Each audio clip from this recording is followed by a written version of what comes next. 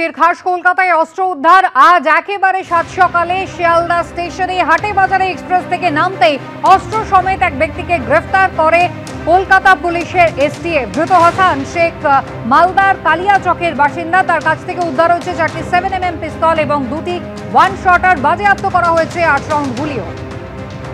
সরাসরি আপনাদের নিয়ে যাবো, আমাদের প্রতিনিধি হিন্দল দে রয়েছেন আমাদের সঙ্গে। হিন্দল, এই ব্যক্তিকে কি আজই আদালতে তোলা হবে? একেবারে দেখো, কলকাতা পুলিশের স্পেশাল টাস্ক ফোর্স সূত্রে যেটা জানা যাচ্ছে যে সেই ব্যক্তিকে আজকেই কিন্তু আদালতে তোলা হবে, ব্যাংশাল আদালতে তাকে নিয়ে যাওয়া হবে। এবং এই যে গোটা ঘটনা, সেই গোটা ঘটনায় কলকাতা পুলিশের স্পেশাল টাস্ক ফোর্সের কাছে গোপন সূত্রে খবর ছিল এক ব্যক্তি যার নাম হাসান শেখ, যে মালদার আদতে বাসিন্দা। সে কিন্তু বিহার থেকে আগ্নেয়াস্ত্র নিয়ে কলকাতায় প্রবেশ করছে। হাটেবাজারে এক্সপ্রেস যখন কলকাতার শিয়ালদা স্টেশনে প্রবেশ করে, সেই সময় যখন ট্রেনটি আসে তখন কিন্তু সেখানেই গোয়েন্দারা ওত পেতে বসেছিলেন। এবং তখনই অভিযুক্ত ব্যক্তি যখন ট্রেন থেকে নামতে যান তখন কিন্তু তাকে হাতে নাতে ধরে ফেলা হয়। তার কাছ থেকে বিপুল পরিমাণ আগ্নেয়াস্ত্র, গুলি সেগুলো কিন্তু উদ্ধার করে কলকাতা পুলিশের এসটিএফ। এই গোটা ঘটনায় যেটা দেখা যাচ্ছে যে শিয়ালদা প্ল্যাটফর্ম থেকে যেভাবে, শিয়ালদা স্টেশন থেকে যেভাবে তাকে গ্রেফতার করা হলো, কলকাতা পুলিশ তাকে গ্রেফতার করলো, এই ঘটনা কিন্তু এই প্রথম নয়। এই আগ্নেয়াস্ত্র উদ্ধারের ঘটনা কিন্তু এর আগেও 27শে জানুয়ারি ঘটেছিল।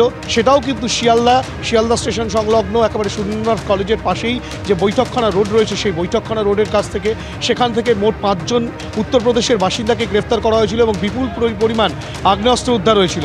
তার আগে অর্থাৎ কিনা গত বছর 9 নভেম্বর কিন্তু আগ্নেয়াস্ত্র উদ্ধার হয়েছিল। সেখানে এক ঝাড়খণ্ডের বাসিন্দাকে গ্রেফতার করা হয়েছিল, তার কাছ থেকে আগ্নেয়াস্ত্র উদ্ধার হয়েছিল। এছাড়াও বড়বাজারে উত্তরপ্রদেশের বেশ দুজনকে গ্রেফতার করা হয়েছিল, তাদের কাছ থেকেও কিন্তু একটি গাড়ি সমেত আগ্নেয়াস্ত্র উদ্ধার হয়। এই যে বারংবার কলকাতাকে করিডোর হিসেবে ব্যবহার করা হচ্ছে না, কলকাতায় সেই আগ্নেয়াস্ত্র বিক্রি করা হচ্ছে, সমস্ত বিষয়টাই কিন্তু তদন্তকারীরা খতিয়ে দেখছেন। তারা কিন্তু তদন্ত প্রক্রিয়া চালাচ্ছেন এবং এই যে ব্যক্তি হাসান শেখ, তাকে কিন্তু পুলিশ নিজেদের হেফাজত নিয়ে তদন্ত প্রক্রিয়া আরও এগিয়ে নিয়ে যাওয়ার চেষ্টা চালাবেন। সেই কারণে এই পুলিশি হেফাজতের আবেদন তারা জানাচ্ছেন।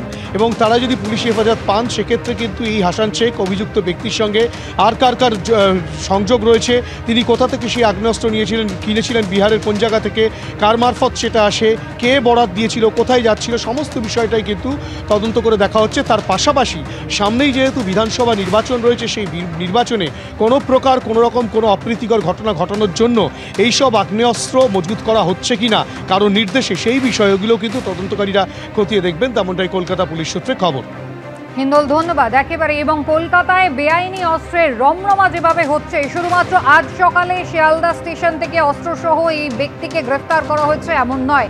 গত বছরের নভেম্বর মাস থেকেই কিন্তু এই প্রবণতা দেখা যাচ্ছে, যেখানে কোথাও একেবারে শিয়ালদা স্টেশন, কোথাও আবার সংলগ্ন সুরেন্দ্রনাথ কলেজের আশেপাশ থেকে, কখনো বৈঠকখানা রোড, আবার কখনো বা বৈঠকখানা বাজার থেকে অস্ত্র, বেআইনি অস্ত্র সহ একাধিক অপরাধীকে গ্রেফতার করে কলকাতা পুলিশের এসটিএফ।